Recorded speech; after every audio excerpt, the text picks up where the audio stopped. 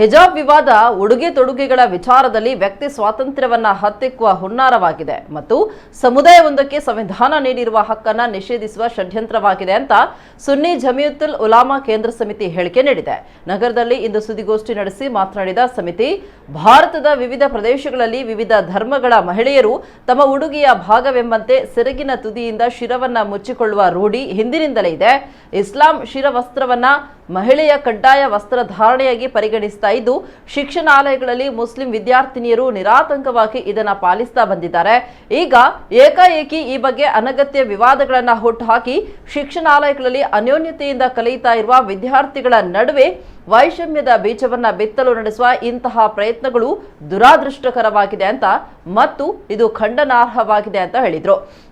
ನ್ಯಾಯಾಲಯವು ಸಮವಸ್ತ್ರ ಸಂಹಿತೆ ಜಾರಿಯಲ್ಲಿದ್ದು, ವಿವಾದಕ್ಕೆ ಒಳಗಾಗಿರುವಂತಹ ಪಿಯು ಕಾಲೇಜುಗಳಿಗೆ ಅನ್ವಯವಾಗುವಂತೆ ಹೊರಡಿಸಿರುವ ಮಧ್ಯಂತರ ಆದೇಶವನ್ನು ಅಪಾರ್ಥಗೊಳಿಸಿ ಎಲ್ಲಾ ಶಿಕ್ಷಣಾಲಯಗಳಿಂದ ಹಿಜಾಬ್ ಧರಿಸುವ ಮುಸ್ಲಿಂ ವಿದ್ಯಾರ್ಥಿನಿಯರನ್ನ ಹೊರ ನಿಲ್ಲಿಸುವ ಪ್ರಯತ್ನ ಹಾಲಫೆಡೆ ನಡೀತಾ ಇದ್ದು, ಇವರ ವಿರುದ್ಧ ನಿರ್ದಾಕ್ಷಿಣ್ಯ ಕ್ರಮ ಕೈಗೊಳ್ಳಬೇಕು ಅಂತ ಸುನ್ನಿ ಜಮಿಯತುಲ್ ಉಲಾಮಾ ಆಗ್ರಹಿಸುತ್ತದೆ ಅಂತ ಹೇಳಿದ್ರು. ಈ ಸಂದರ್ಭ ಸುದ್ದಿಗೋಷ್ಠಿಯಲ್ಲಿ ಸುನ್ನಿ ಜಮಿಯತುಲ್ ಉಲಾಮಾ ಇದರ ಅಧ್ಯಕ್ಷರು ಖಾಜಿ ಎಂ ಅಬ್ದುಲ್ ಮುಸ್ಲಿಯಾರ್ ಮಾನಿ, ದಕ್ಷಿಣ ಕನ್ನಡ ಜಿಲ್ಲಾ ಸಮಿತಿ ಅಧ್ಯಕ್ಷರು ಖಾಸಿಂ ಮದನಿ ಕರಾಯ, ಕಾರ್ಯದರ್ಶಿಗಳಾದ ಎಸ್ ಹಮ್ಜಾ ಸಕಾಫಿ, ಮೊಹಿದ್ದೀನ್ ಕಾಮಿಲ್ ಸಕಾಫಿ ತೋಕ, ಸದಸ್ಯರಾದ ಎಂ ಉಸ್ಮಾನ್ ಸಹದಿ ಪಟ್ಟೂರಿ ಉಪಸ್ಥಿತರಿದ್ದರು. ಶಿಕ್ಷಣಾಲಯಗಳಲ್ಲಿ ಬೇರೆ ಬೇರೆ ಜಾತಿಯವರು, ಬೇರೆ ಬೇರೆ ಭಾಷೆಯವರು, ವಿವಿಧ ಸಂಸ್ಕೃತಿಯವರು ಕಲಿತಾ ಇದ್ದಾರೆ. ಅವರ ಹೆಸರು ಸಹಿತ ಪ್ರತಿಯೊಂದು ಕೂಡ ಅವರಲ್ಲಿರುವಂತಹ ಧಾರ್ಮಿಕ ವೈವಿಧ್ಯತೆ, ಅಂದರೆ ಒಂದೊಂದು ಯಾವ ವಿದ್ಯಾರ್ಥಿ ಯಾವ ಧರ್ಮದವರು ಅಂತ ಎಲ್ಲರಿಗೂ ಗೊತ್ತಾಗ್ತದೆ. ಅದು ಅಲ್ಲಿ ಕಲಿಸುತ್ತಿರುವಂತಹ ಶಿಕ್ಷಕರಿಗೂ ಗೊತ್ತಾಗ್ತದೆ. ಒಟ್ಟಿಗೆ ತರಗತಿಯಲ್ಲಿ ಕುಳಿತಿರುವಂತಹ ಎಲ್ಲರಿಗೆ ಯಾವ ಯಾವ ವಿದ್ಯಾರ್ಥಿ ಯಾವ ಧರ್ಮದವನು ಅಂತ ಅದು ಗೊತ್ತೇ ಇರ್ತಾರೆ. ಆದ್ದರಿಂದ ಒಂದು ಶಿರವಸ್ತ್ರ ಧರಿಸಿದ ತಕ್ಷಣ ಅವರು ಒಂದು ಬೇರೆಯವರು ಅಂತ ಗುರುತಿಸಲ್ಪಡುವುದಿಲ್ಲ. ಅದರಿಂದ ಸಮಸ್ಯೆಗಳೇನು ಉಂಟಾಗುವುದಿಲ್ಲ. ಕಾರಣ ವೈವಿಧ್ಯ ರೂಪದಲ್ಲಿ ಅವರ ಅಲ್ಲದಿದ್ರೂ ಕೂಡ ಅವರಿಗೆ ಗೊತ್ತಿರ್ತದೆ, ನಾವು ಇಂಥ ಧರ್ಮದವರು, ಇಂಥ ಇದೆಲ್ಲ ಜಾತಿ ಧರ್ಮಗಳ ವಿವಿಧ ಆಚಾರ ವಿಚಾರಗಳ ಇದೆಲ್ಲ ಅಲ್ಲಿ ಶಿಕ್ಷಣಾಲಯಗಳಲ್ಲಿ ಇರ್ತಾರೆ.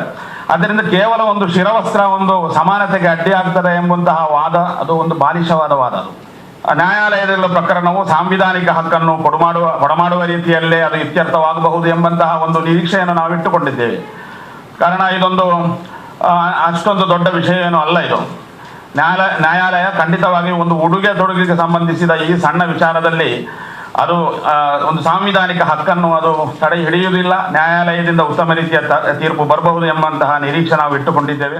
ನಮ್ಮ ಕುಡ್ಲ ಈಗ ಎಲ್ಲಾ ಡಿಜಿಟಲ್ ಪ್ಲಾಟ್ಫಾರ್ಮ್ಗಳಲ್ಲೂ ಲಭ್ಯ. ಕ್ಷಣ ಕ್ಷಣದ ಅಪ್ಡೇಟ್ಗಳಿಗಾಗಿ ಸಬ್ಸ್ಕ್ರೈಬ್ ಮಾಡಿ ನಮ್ಮ ಕುಡ್ಲ 24/7 ಫೇಸ್ಬುಕ್, ಟ್ವಿಟರ್ ಹಾಗೂ ಇನ್ಸ್ಟಾಗ್ರಾಮ್ ಪೇಜ್ಗಳನ್ನ ಲೈಕ್ ಮಾಡಿ, ಫಾಲೋ ಮಾಡಿ. ನೇರ ಪ್ರಸಾರ, ಮನೋರಂಜನೆ ಹಾಗೂ ಸುದ್ದಿಗಾಗಿ ನಮ್ಮ ಕುಡ್ಲ ಆಪ್ ಡೌನ್ಲೋಡ್ ಮಾಡಿ. ನಮ್ಮ ಕುಡ್ಲ 24/7 ಇದು ವಿಶ್ವಾಸದ ಪ್ರತಿಬಿಂಬ.